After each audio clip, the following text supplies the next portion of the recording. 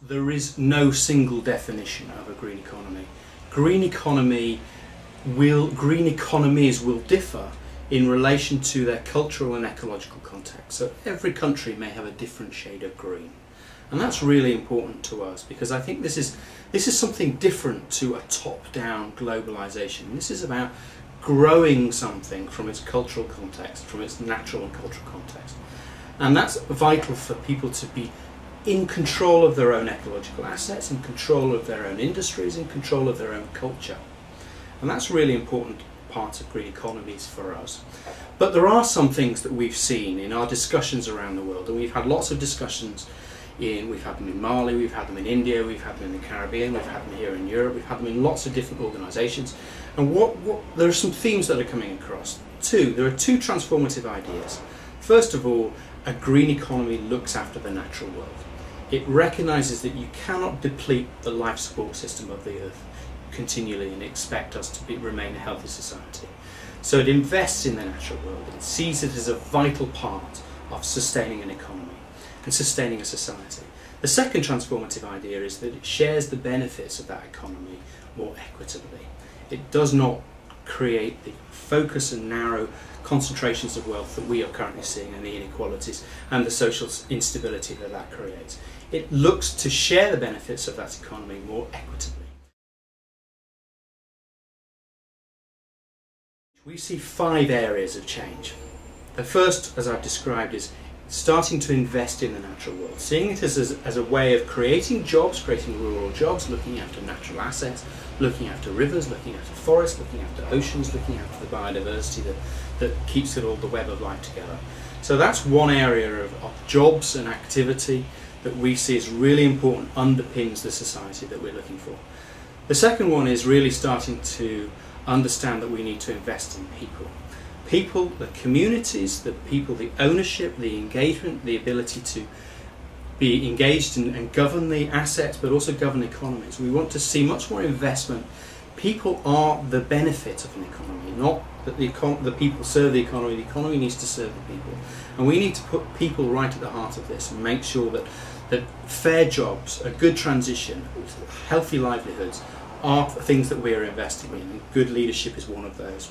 People coming to this conference will play an important role in that discussion. So those two.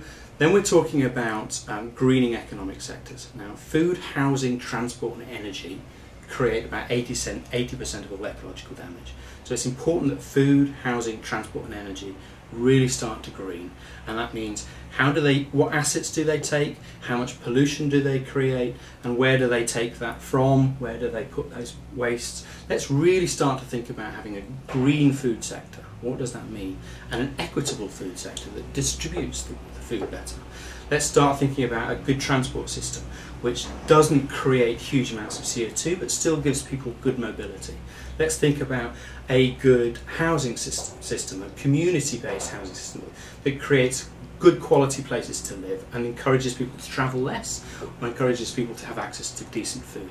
And let's think about how we're going to create the energy system for that gives people long-term energy without the carbon and without the other waste that are associated with that. Renewable energy systems, local energy systems.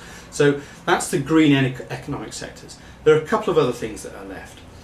You're not going to get there without good money, with money flowing, money changing. So we talk about greening the investments. Where is money currently being spent? We're subsidising fossil fuels still. We need to start to extract it from damaging subsidies into investing into greening the economic sectors, paying for investing in people, and also for paying for the greening the environment.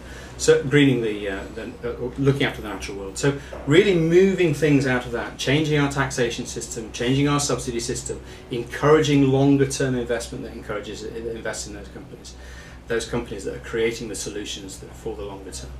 So a lot to do with changing the investment. The final one is really about governance and metrics.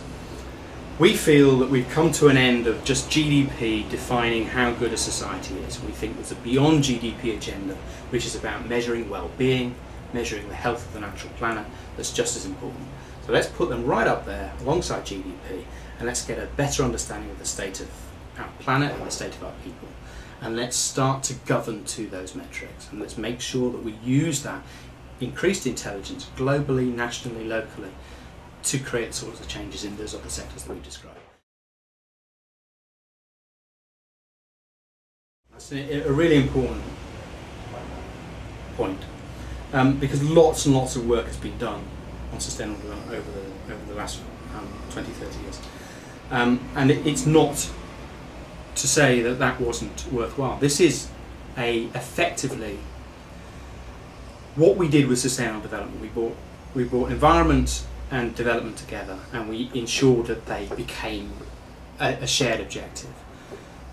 But I think it's fair to say that what we didn't do was bring that square and central to most policymakers' primary objectives.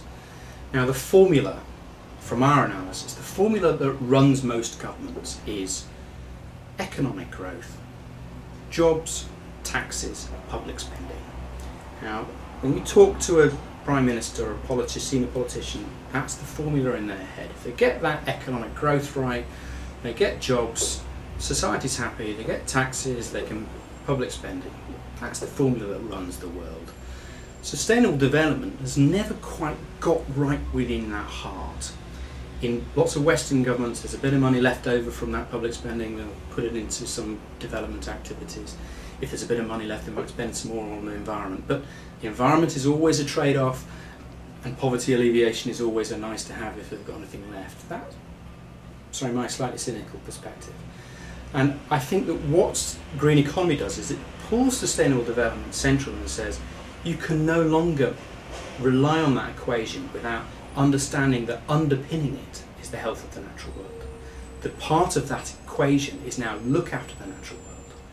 And part of that equation is make sure that the benefits of that equation is shared more equitably, because we live in a globalised society. And that is what is different. It is bringing sustainable development square and central to the policymakers by giving it a language of economy, which is the politician's priority. I think that there are pockets of leadership.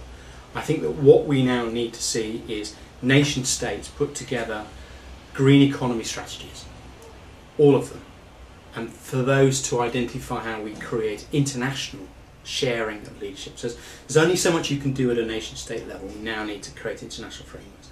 So China, amazing investments in solar, amazing investments, seeing real issues, but also still building these coal power stations. So there are patches of green springing up. They need to start to become a patchwork of green, and they need to start to become a forest of new energy and life.